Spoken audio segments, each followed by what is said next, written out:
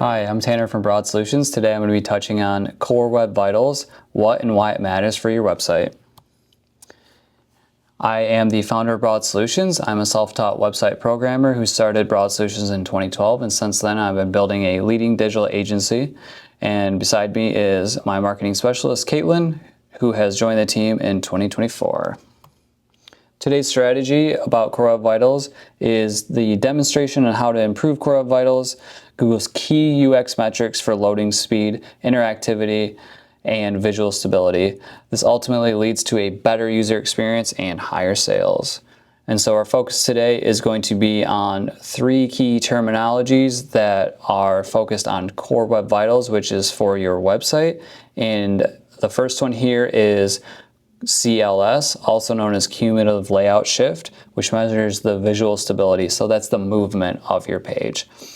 The LCP is the longest contentful paint. This is usually above the fold when you first load a website, and that's measuring the loading performance of that. So what you see as soon as you visit the website, and we're going to call that the performance. Then we have the INP, and this is the interaction to the next paint, and that measures the responsiveness of your website and how these things interact with each other in all of the apps and scripts and data that are flowing through your website. The tool that we use to monitor this for our clients is called the Google Search Console. And so whether you have this or not, you can create one for free, and once you plug in your website and link the domain name, it'll start to run this feedback based on user experience, and it's measuring Core Web Vitals across all of your submitted pages through Google Search Console. And the screenshot I'm showing here is ranking them in either a poor, needs improvement, or a good rating. And so a team like mine will go through and look at this first and see what URLs are doing and how well they're doing. And so a good performance in the LCP is under 2.5 seconds, the INP under 200 milliseconds, and the CLS is under 0.1. And that's being told to us whether it's a mobile or a desktop version. And so you can click into these and see which URLs are affected. And typically you're going to see home pages, categories, products, and there could be multiple URLs that could be fixed with just one template change, but you'll get a trend and a timeline here by visiting the link below.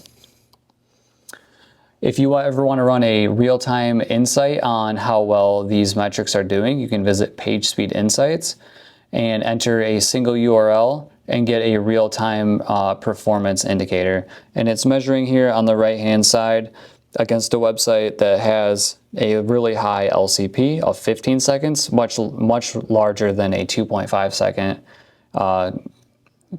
good area. And then the cumulative layout shift seen on the right-hand side below is the warnings of it's higher than 0.1, but it's still not terrible. And then the speed index is a 6.8. That is how fast the website load time has done on this test.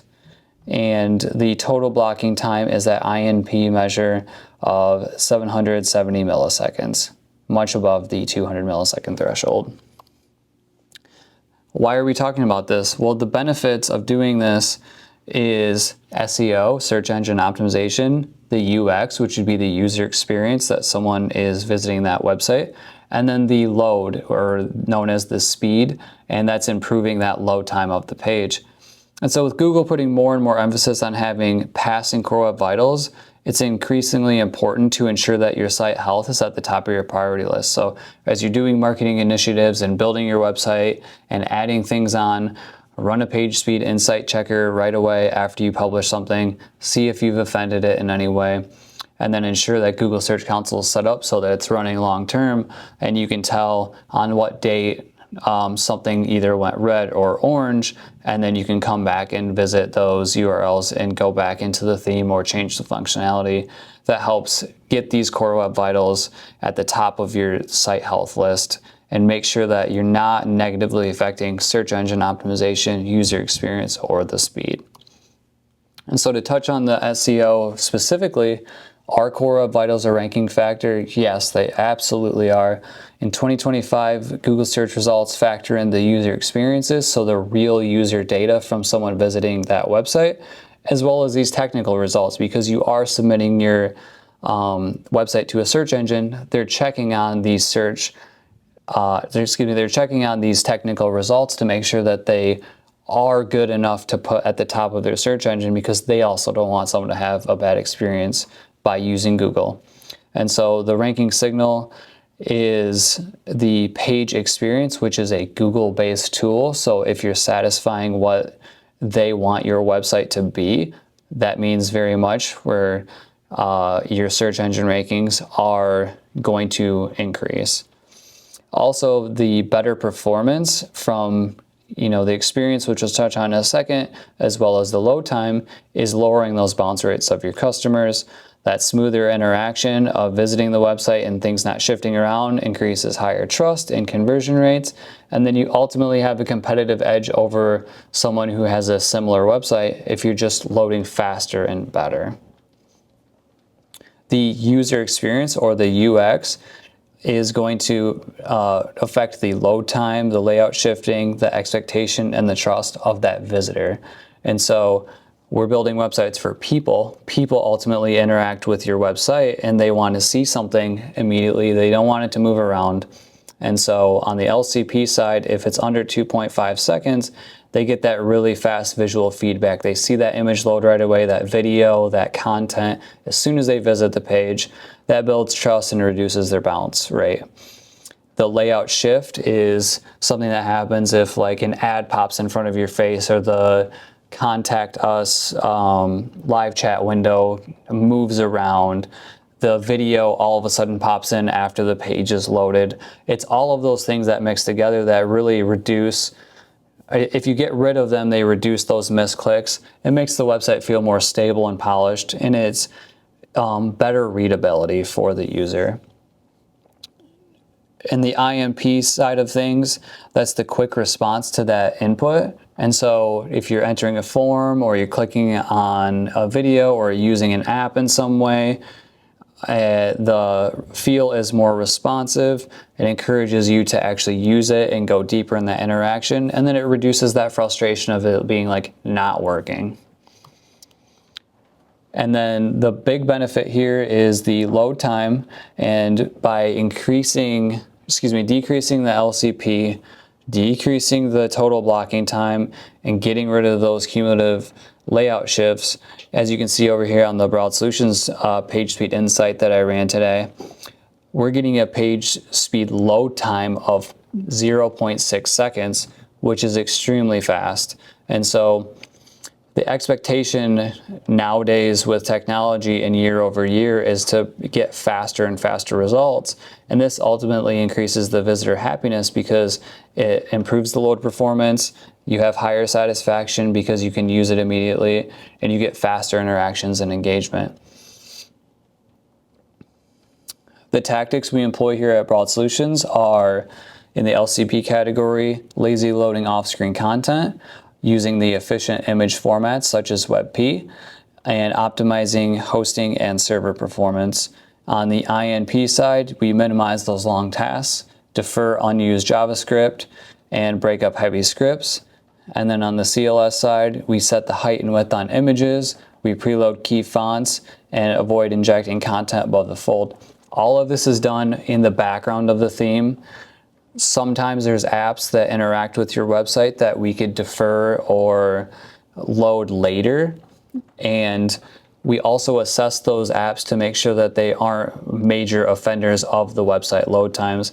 And when we work with clients, a lot of times we see they'll just add on an app because it makes sense for their functionality in their business, but they don't go run a page speed test, or they don't go test the actual website themselves and realize that something's either loading late or not on time or not working very well. And so plugins and apps, those build up over time and really decrease the load time of your website and kind of drive customers away. So it can majorly affect conversion rates and bounce rates. On the CLS side, putting new hero images in there, adding videos to the website, replacing product images, creating category headers, and these things are great marketing efforts, and they make the website look better. Sometimes after you do it a lot of times, you forget to reduce the image size or change the format, and that is creating issues with you on LCP, so it's that stuff that loads above the content, as well as those efficient image sizes and things like that. And then the server performance and hosting, just cleaning that up and making sure that like there's no issues with it. You're using a CDN, which is a content delivery network, and you have a cache policy, really help on that. In the CLS side of things, specifying where stuff should load so that it doesn't move around and shift is kind of this thing that isn't thought about, and it's a little hard to implement, but once you get it right, there's no shifting, whether it's the first image on the page or an app that's loading later. So if you're interested in our help, we have an offer right now called Core Web Vitals Boost. I've provided the link here, and in this we get in your site very quickly and fix these things for you. We use Google Search Console to validate and change that graphic, the chart, to make sure that everything is in a good rating, and clean up your website, and you'll see better SEO rankings as well as user experience.